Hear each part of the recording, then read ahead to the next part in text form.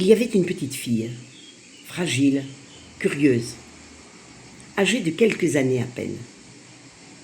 C'était moi qui devais m'en occuper.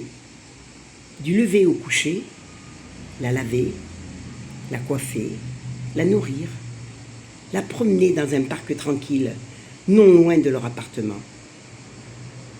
Chaque geste, chaque sourire que je lui offrais était un écho de mon propre fils. Je pensais à lui sans cesse, chaque minute de chaque journée. Dans mon esprit, cette petite fille devenait, d'une étrange manière, le prolongement de mon enfant. Une sorte de transfert se faisait en moi. Je tentais de combler l'absence par l'amour que je ne pouvais donner à mon fils. La patronne changeait rarement de tenue.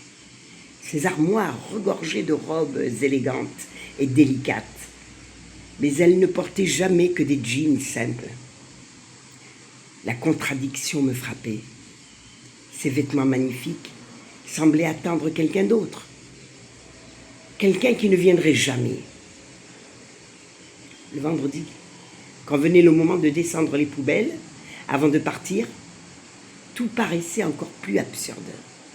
Ma chambre, ce grand lit où mon fils n'avait jamais le droit de séjour, l'armoire pleine de belles robes que personne ne portait, cette femme indifférente. Tout semblait être un désordre intentionnel, un jeu cruel auquel je ne comprenais pas les règles. Je m'acharnais à comprendre ces incohérences.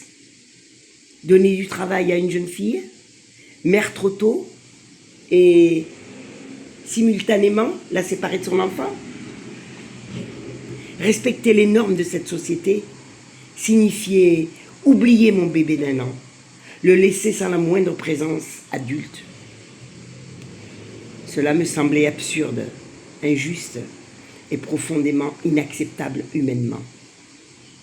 Et puis, il y avait elle, cette femme, froide et détachée, qui semblait n'avoir aucun état d'âme.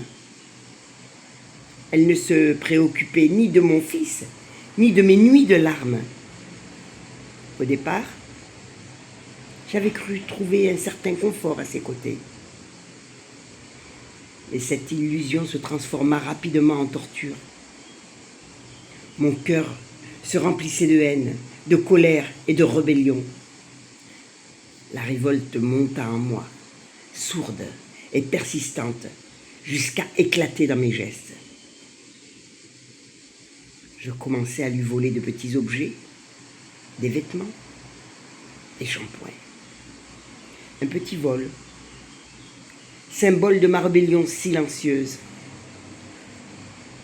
Le jour où elle s'en aperçut, la sanction fut immédiate. Elle me renvoya. Et c'est ainsi que, libéré de cette cage imposée, je retrouvai enfin mon fils. Jamais plus je ne le laissais. Jamais plus je me permettrai de vivre séparé de lui.